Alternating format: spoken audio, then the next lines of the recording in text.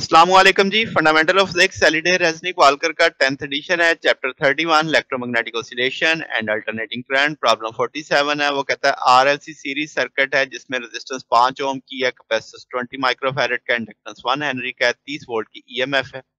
वो कहता है किस एंगुलर फ्रीक्वेंसी पे करंट एम्पलीट्यूड की मैक्सिमम वैल्यू होगी रेजोनेंस कर्व पे। ठीक हो गया। ग्राफ में जैसे आपने पढ़ा हुआ है टेक्स्ट बुक के अंदर, तो ये peak value what is maximum value और उसकी मैक्सिमम वैल्यू बतानी भी है। यानी पहले फ्रीक्वेंसी की वैल्यू बतानी है, एंगुलर फ्रीक्वेंसी की, फिर करंट की मैक्सिमम वैल्यू बतानी है। फिर वो कहता है लो एंगुलर फ्रीक्वेंसी पे हाई एंगुलर फ्रीक्वेंसी पे करंट एम्पलीट्यूड बताओ, यानी जैसे ये बताया जा रहा है। फिर वो कहता है हाफ ऑफ मैक्सिमम वैल्यू हो जाए, कि यानी वो जो आपके पास करंट है वो पहले की निस्बत कितना हो जाए, हाफ हो जाए, किस जगह पे ये होगा।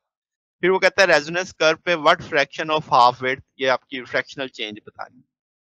अब क्या जनाब, अब सबसे पहले तो हमें देखना है कि एंगुलर फ्रीक्वेंसी का बताना है कि भाई जहां पे आपका करंट मैक्सिमम होता है, तो जी की वैल्यू हम कहेंगे कि भाई इम्पीडेंस तीनों की वजह से होगी आर एक्सएल माइनस एक्स सी। अब हमारे पास ईएमएफ ओवर सी लगाया जा सकता है।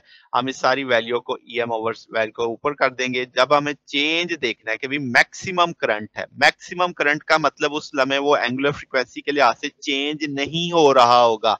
तो देखो D I over D W को मैंने इक्वल टू जीरो किया है। जीरो करने का मतलब इस वक्त करंट में चेंज नहीं आएगी, वो मैक्सिमम होगा। तो जब मैं सारे को सॉल्व करूंगा ओमेगा के लिहाज से, तो इस सारे में इसका भी आर का भी, इस सारे फैक्टर का भी जवाब आ रहा होगा, इस सारे फैक्टर का भी जवाब आ रहा होगा, क्योंकि एल भी एग्जिस्ट करता है। ये एक वाहिद फैक्टर है बीच में जिसका जवाब जीरो अगर कर दें तो होल फैक्टर जीरो हो सकता है। तो वो मैं इक्वल टू जीरो कर दूंगा। यहाँ से 1/LC लिखा जा सकता है। तो एल की भी पता है, सी भी पता है, 224 रेडियन पर सेकेंड पे इतनी एंगुलर फ्रिक्वेंसी पे करंट पीक वैल्यू देगा।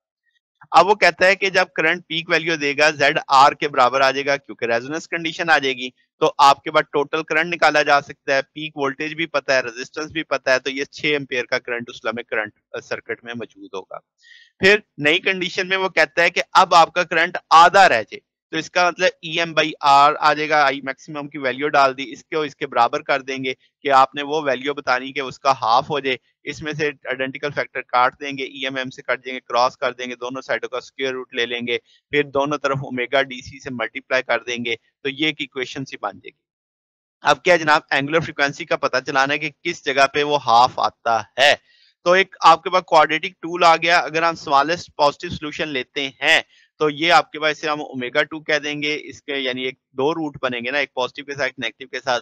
तो वो अब आपके पास में वैल्यू प्लेस हो जाएगी। अब आप इस सारे में वैल्यूज जानते हैं, सी भी जानते हैं, आर भी जानते हैं, एल भी जानते हैं, वो सारी वैल्यूज प्लेस करेंगे, 219 रेडियन पर सेकेंड आएगी।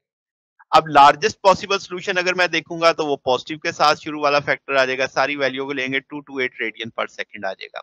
तो आपने देखा था कि शुरू में जो 224 दरमियान में एक वैल्यू आ रही थी जब आपके पास पीक करंट आ रहा था। अब इस करंट का हाफ किस फ्रीक्वेंसी पे पॉसिबल है कि वो आपके पास यहाँ फ्रीक्वेंसी 219 है या 228 है। तो फ्रैक्शनल चेंज हम ले लेते हैं, V1 माइनस V2 दोनों का चेंज डिवाइडेड बाई जो आपके मैक्सिमम आ रहा था, तो 0.04 आ जाएगा। तो हम इसका ग्राफ के लिहाज से रिप्रेजेंट कर सकते हैं कि भाई आपके पास जो चेंज है ये W1 का है, ये W2 का है, तो जिसपे आपकी पीक वैल्यू आ रही है। तो एक पे आपको 219 पे पीक मिल रही है और एक पे आपको 228 पे 229 पे पीक मिल रही है। ये 229 की पीक वाला है W2, ये 219 पे पीक वाला है जो कि 200 W1 जिसे कहा गया। तो ये हमारे पास सोल्यूशन है। अगर आपको इसमें कोई बात पूछनी हो, डाउट हो, नीचे कमेंट्स में पूछ सकते हैं। वीडियो अच्छी लगी हो तो वीडियो को लाइक कीजिएगा, दोस्तों के साथ शेयर कीजिएगा, चैनल को सब्सक्राइब कर दीजिएगा। अब तक के लिए इतना ही, बाकी इंशाल्लाह नेक्स्ट देखेंगे। ओके, अल्लाह हाफिज।